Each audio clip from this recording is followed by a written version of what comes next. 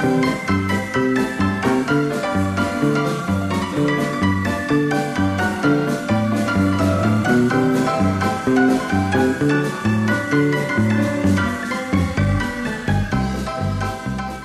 this is Clobbered. I'm Mark Webster. He's Mark Baxter. Ahoy. Slightly different space this time round, as you can see. We're in what you might call an office environment for good reason. Soho Studios, thank you so much for lending us this room. You'll notice here Mr. David Suchet, the legend. This is his book. And David Suchet is in their forthcoming documentary, which is called My Travels with Agatha, in which he's wearing a suit by a good friend of ours, Mr. Timothy Everest, MBE. Indeed. Because he is basically out there in the field, following around after the great Poirot writers' exploits and adventures. But that's neither here nor there now, because the office setting is an overbearing metaphor. This is a great setup. This is really going. You see this? I know you can see where this is going. If you don't know, no one knows. It all becomes clear now, because we are now introducing you to a man who has been a legend on the high streets of England across many decades. Rich Wharton, lovely to have you in here, Welcome, sir. Welcome. Thank you very much. Thanks for inviting me. He started Office shoes. Yay! Who'd have thought it? We got there in the end. I suppose let's deal with that point, because the name is specific to what happened in when you basically got going, isn't it? Yeah, it's we didn't have a great deal of money. My old governor, who became my partner, David Casey, took me over to a place called, which was to become Hyper in High Street, Kensington. Yeah. The first designer emporium, and he had a mezzanine pitch, which was hidden from everywhere else. So we decided that to get people up there, we'd have another pitch at the bottom. And he said we needed to make it something special. You went to art college. Here's 200 quid. We open on Friday. The big bucks. That was Monday. Yeah. All right. So I had massive resources. I had Ron the van driver and Kenny the handyman. All right. So we went down to then Clerkenwell, which was full of old tat and old office crap. And we bought filing cabinets for £5. We bought a desk. We bought swivel seats, a hat stand, everything else. We did it up a load of Dexian shelving, and on the Thursday night we still didn't have a name, but it was kind of looking like a shop. And a friend of mine, Bill, was at the Royal College of Art. He was a printmaker, and I said to him, "Will you paint me a sign?" And he said, "Yeah, sure. What are you going to call it?" And I went, "I don't know." He said, "It looks like an office. Why don't you call it that?" And I went, "You know what? We'll think of another good name up in a couple of years' time." And the legend remains. Exactly. 200 quid, first shop fit. Well played. I suppose the first question we need to ask on that says, because this is too profound a story to deal in one glorious episode of Clobbered, but when was the transition of you being somebody else and then you being a bloke involved in flogging shoes? When did that moment happen? From unloading a truck full of espadrilles on the King's Road for Casey for 20 quid cash in hand. I had a plan to go to the south of France to sell Coca-Cola on the beach, because apparently all the women there were naked. So my goal in life... So your research was, I don't know, someone limited to someone told me. Yeah, someone told me. A bloke in the pub told me. Yeah, that everyone looked like Brigitte Bardot. They're around there, and you could make a load of money selling Coca-Cola on the beach. And I'm telling you now, I'm nearly there. I'm going for it. Next week. I can't wait to see you on that beach.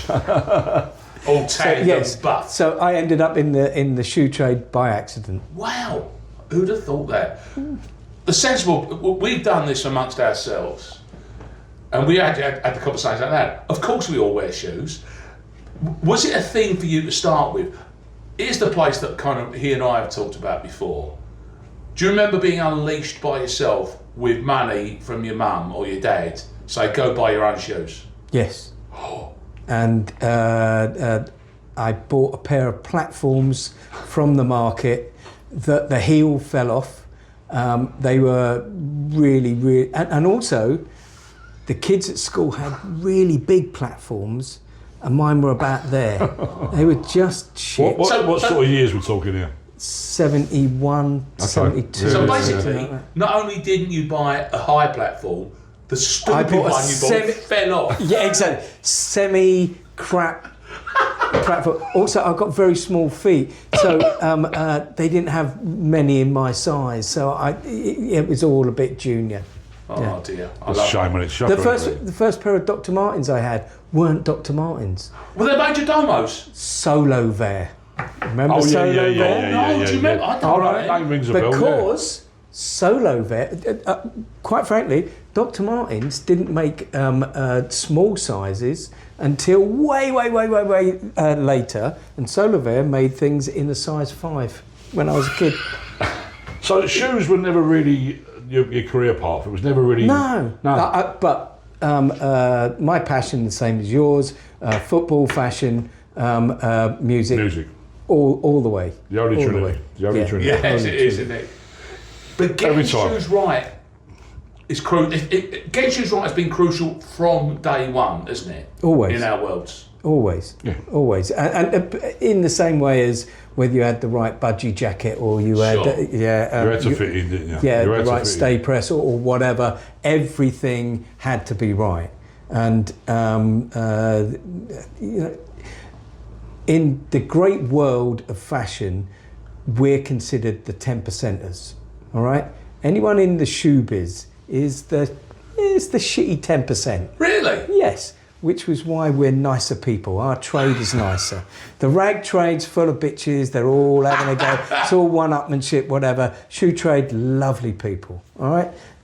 But the shoes, everyone who looks down goes, oh, Christ. Any woman who meets that guy and goes, no, nasty pair of tan shoes from Primark or whatever, it's, But it's a that's the giveaway. point. It might be called 10%, but if you got the 90% right and then you've blown the 10%, Yeah, that's the thing, isn't it?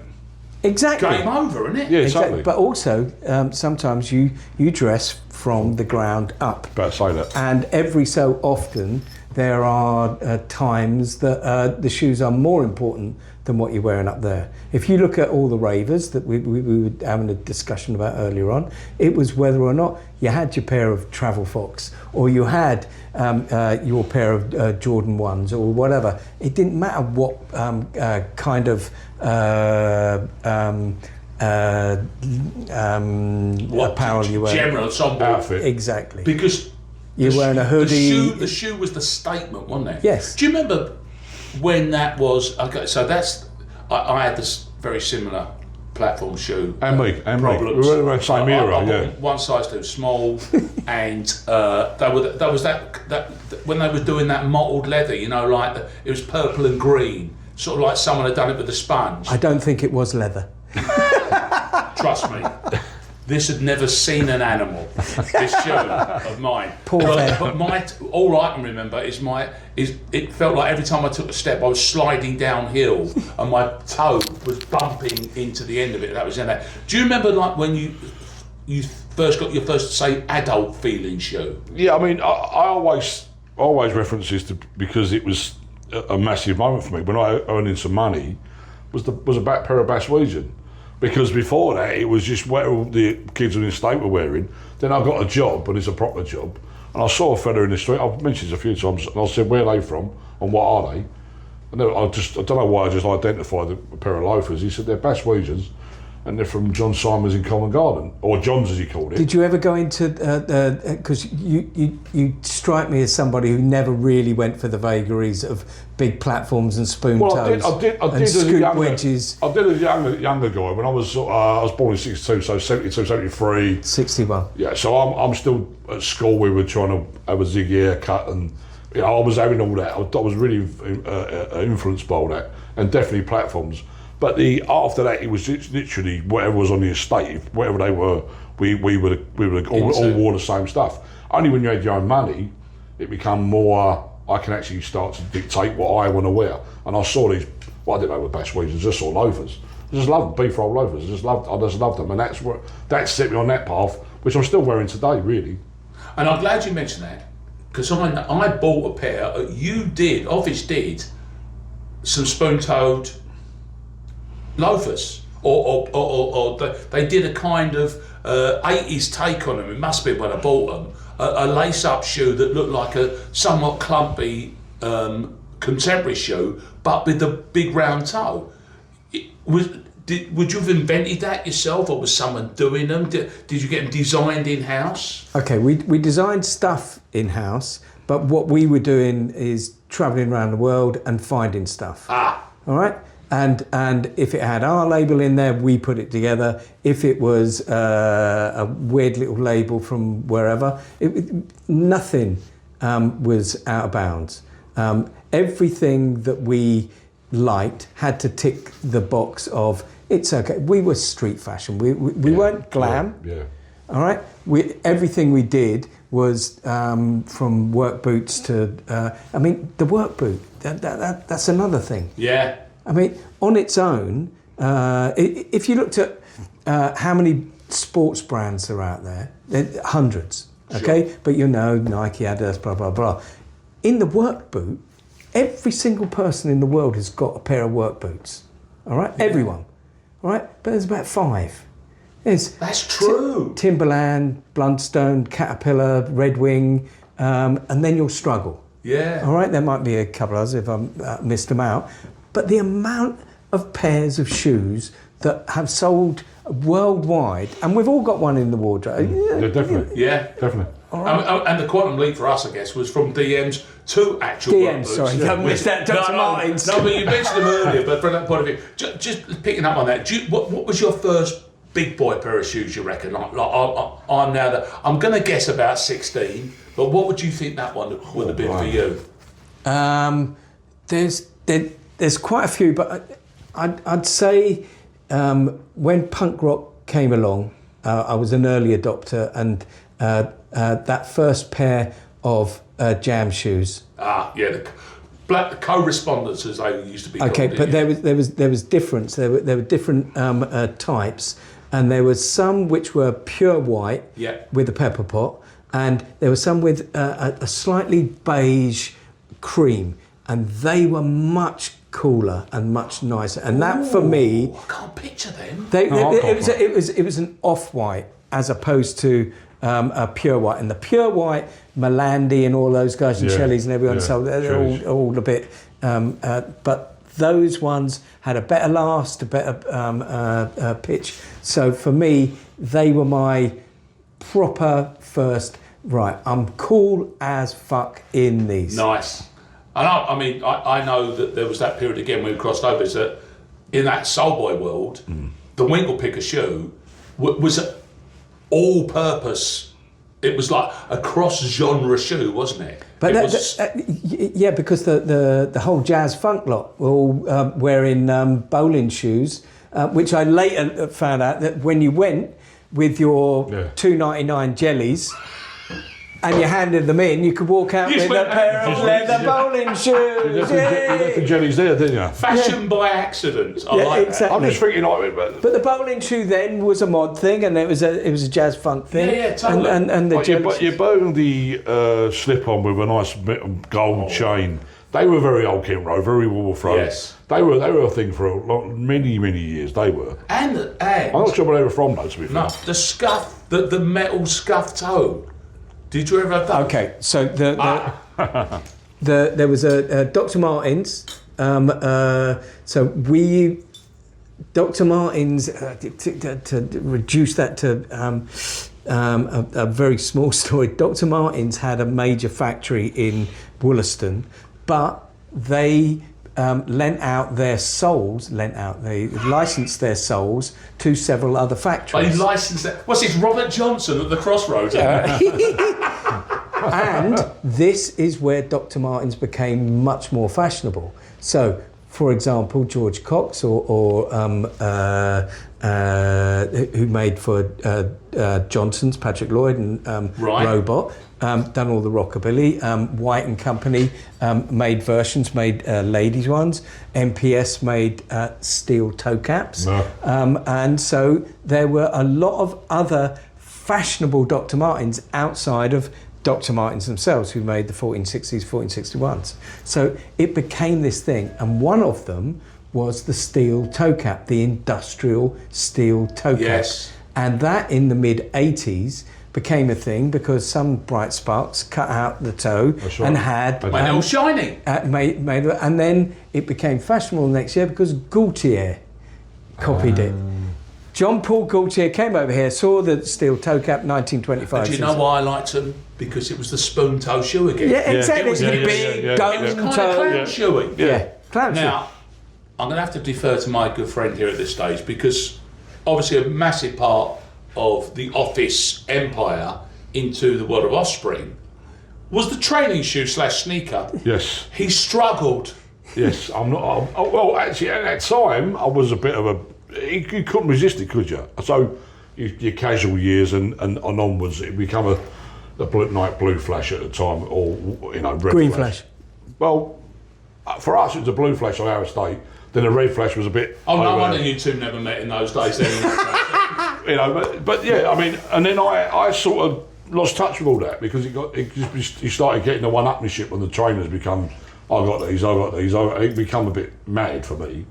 But it was a massive thing for yourself. Wasn't it? Like, as you said before, when you started Offspring, you were struggling to get the brands that you wanted into the shop. We were selling a lot of sneakers through Office because in the late 80s I was going backwards and forwards to America and buying up dead stock.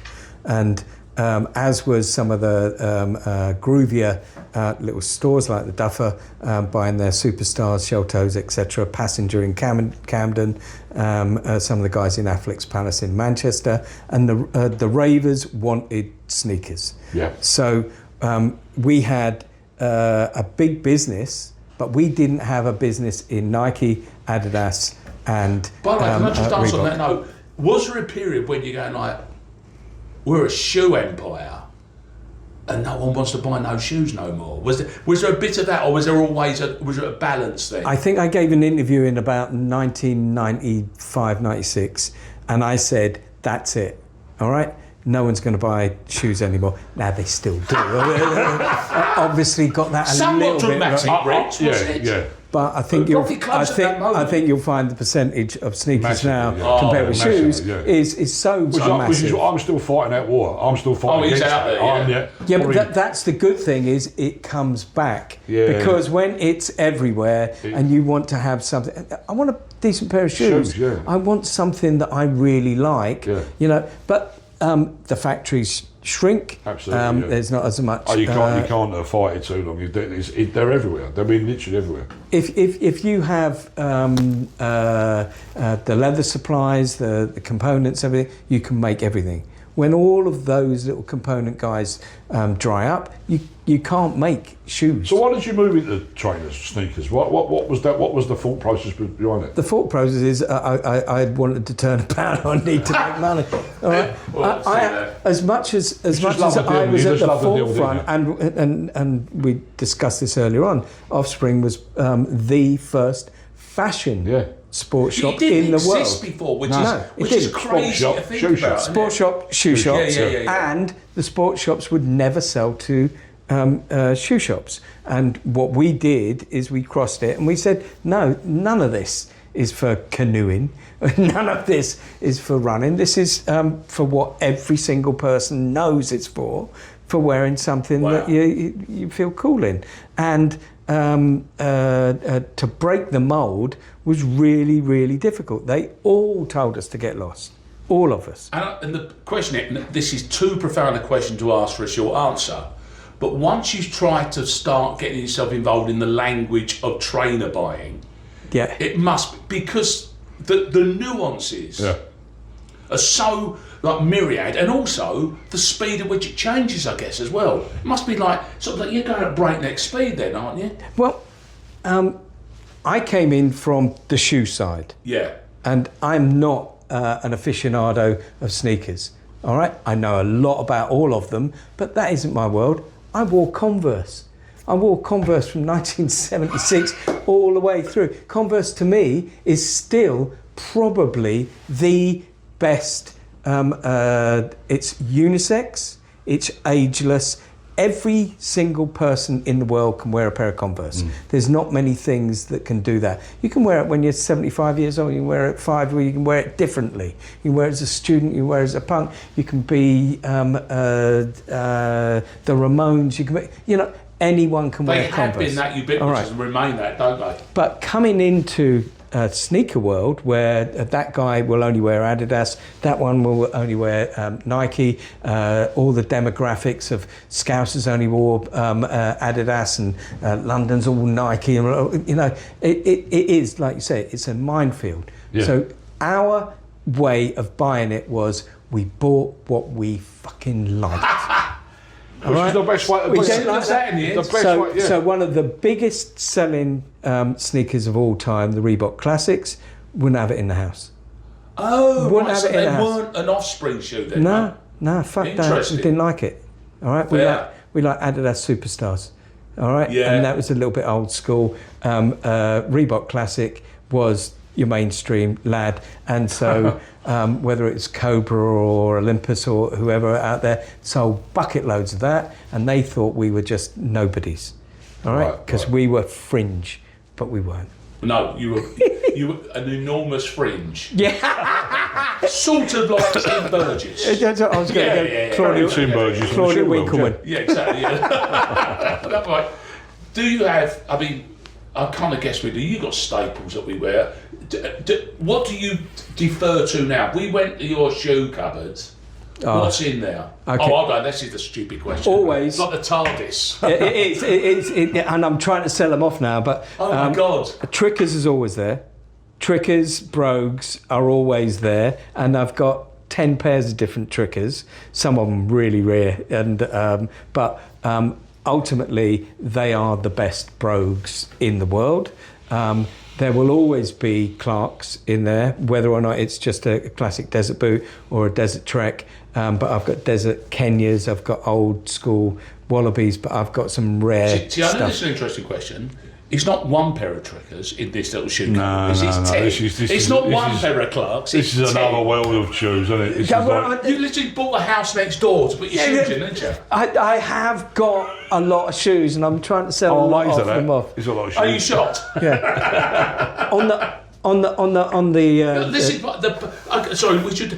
It's a personal. It's not like you've got leftover shoes. No, From these the are office mine. days. These are mine. These are ridiculous. It is ridiculous. I am the Imelda Marcos of shoes, and I have got an overzealous appetite for plimsolls.